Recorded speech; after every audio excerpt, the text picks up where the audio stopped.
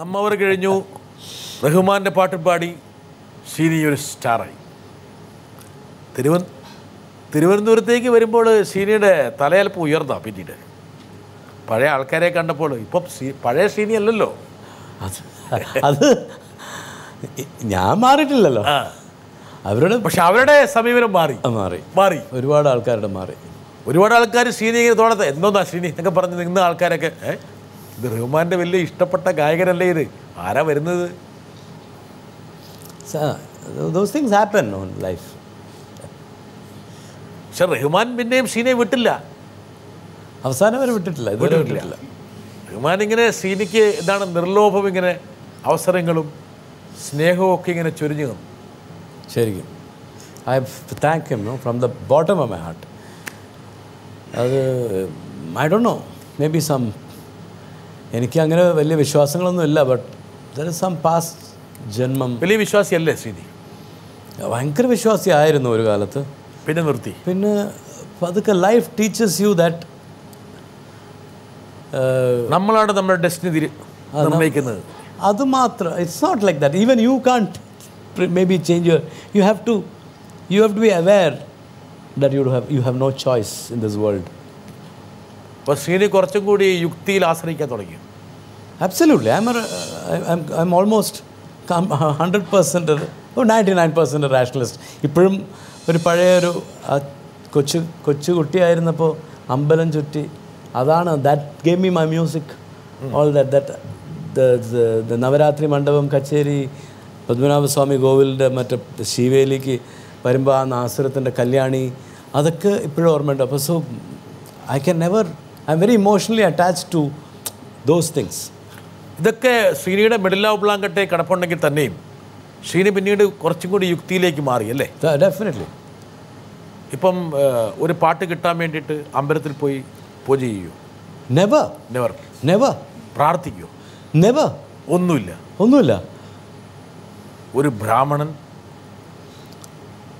പ്രത്യേകിച്ച് ബ്രാഹ്മണൻ, പ്രത്യേകിച്ച് അങ്ങനെയൊക്കെ ഉണ്ടോ?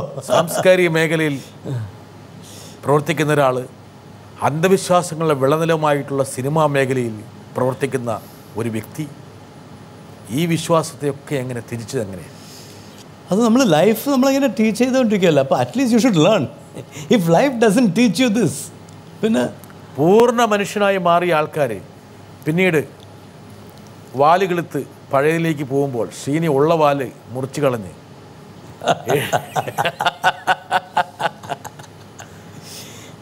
Sreeni, I am a big fan of Woody ആലൻ.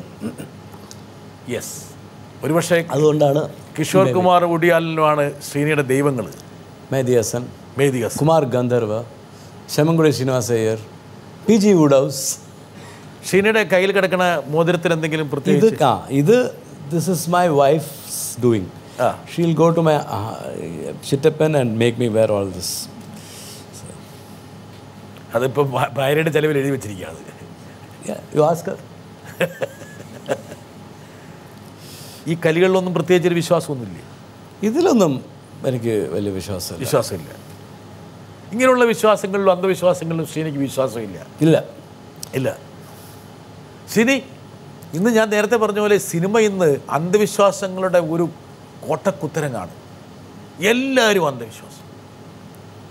Rocket വിടുമ്പോൾ തേങ്ങ ഉടയ്ക്കുന്ന രാജ്യം. അത് മനുഷ്യൻ്റെ ഇന്നസെൻസ് ആണ് ശരിക്കും പറഞ്ഞത്, അല്ലേ? ഒരുപക്ഷെ ശ്രീനി 10 വർഷക്കാലം ഒരു മാർക്കറ്റിംഗ് ഹെഡായിട്ട് ജീവിച്ചതിൻ്റെ പരിണതഫലമാണോ ഈ ഒരു യുക്തി? ആയിരിക്കാം. അവിടെ നിന്നായിരിക്കും ഈ തുടക്കം. അപ്പം ശ്രീനിയുടെ ഒരു രൂപപരിണാമം വളരെ ഇൻട്രസ്റ്റിംഗ് ആണ്. എന്നുവെച്ചാൽ മനുഷ്യൻ യുക്തിയിൽ അഭയം കൊള്ളുന്നു, യുക്തിയാണ് ഏറ്റവും പ്രധാനപ്പെട്ടതെന്ന് ശ്രീനി പറയുന്നു. പക്ഷെ നമുക്ക് റഹ്മാനെ വിടാൻ സമയമായിട്ടില്ല. റഹ്മാൻ പിന്നീടും ബ്രേക്ക് തന്നു. മറ്റൊരു പടം ശ്രീനിയുടെ ജീവിതത്തിൽ ഏറ്റവും സുപ്രധാനമായിട്ടുള്ളൊരു നാഴികക്കല്ലായി, മിൻസാരക്കൻ. എങ്ങനെയാണ് ആ പടം കിട്ടിയത്, ആ പാട്ട് കിട്ടിയത്? ആ പാട്ട് രാജീവ് മേനനാണ് ഫുള്ളി റെസ്പോൺസിബിൾ. ആ സമയങ്ങളിലാണ്, that is the time Rahman എൻ്റെ അടുത്ത് വളരെ കോൺഫിഡൻസ് വന്ന സമയമാണ്. അപ്പോൾ ഈ ആദ്യം ട്യൂൺ ചെയ്യുമ്പോൾ എഡിറ്റ് ചെയ്തിട്ട് എന്നെ പാടാൻ പറയും. അപ്പോൾ ഇത് എന്നെ പാടാൻ പറഞ്ഞ റീസൺ വൈരമുത്തു സാറിന് ട്യൂൺ മനസ്സിലാവുന്നില്ല, അപ്പോൾ ഒന്ന് കറക്റ്റായിട്ട് പാടി കൊടുക്കാനാണ് ഞാൻ വിളിച്ചതെന്ന് പറഞ്ഞപ്പോൾ ട്യൂൺ പാടി അയച്ചു. Vairamuthu sir wrote lyrics and gave it back. അപ്പോൾ ഞാൻ വീണ്ടും മുഴുവൻ പാട്ട് പാടി. ഈ പാടി കഴിഞ്ഞിട്ട് രാജീവ് എന്നെ വലിയ ഇഷ്ടമായി ഞാൻ പാടിയത്. Rahman said no, will get SPB or somebody to do it. Srini is fantastic, but his switch on ആളെ something he said. So Rajeev Menon ഇപ്പോൾ ഭയങ്കര ഫ്രണ്ടാണ് എൻ്റെ. എനിക്ക് after that we became very close. അന്ന് രാജീവായിട്ട് അത്ര വലിയ സൗഹൃദമില്ല. He was a big director, അത്രയേ ഉള്ളൂ. നമ്മളൊരു അവിടെ സാധാരണ ഒരു ട്രാക്ക് സിംഗർ. ബട്ട് രാജീവ് വളരെ മ്യൂസിക്കലാണ്. He said I like Sreeni's voice, we will switch him on എന്ന് പറഞ്ഞാണ്. So I have to thank Rajeev for that. രാജീവിൻ്റെ ഒരു ധൈര്യമാണ്. രാജീവിൻ്റെ ധൈര്യം, രാജീവിൻ്റെ ഒരു കൺവിക്ഷൻ. റഹ്മാൻ എങ്ങനെ പിന്നെ അവസാനം എങ്ങനെ കൺക്ലൂഡ് ചെയ്തത്? Rahman was very happy to give me anything, because എന്നെ വലിയ ഇഷ്ടമാണ്. Whatever it is, he use like me. That's how that song happened. Hoo la la la, hoo la la la, hoo la la la la la la la la. 3 ലാംഗ്വേജിലും ഞാൻ പാടിയത്. एक बगिया में रहती है एक मैना, पूछती है कि बोलो क्या है कहना, मेरा रंग हंसी है क्या, मेरा अंग हंसी है क्या, कभी पूछे तो मेरा जवाब यही होगा. हू ला ला ला, हू ला ला ला, हू ला ला ला ला ला ला ला.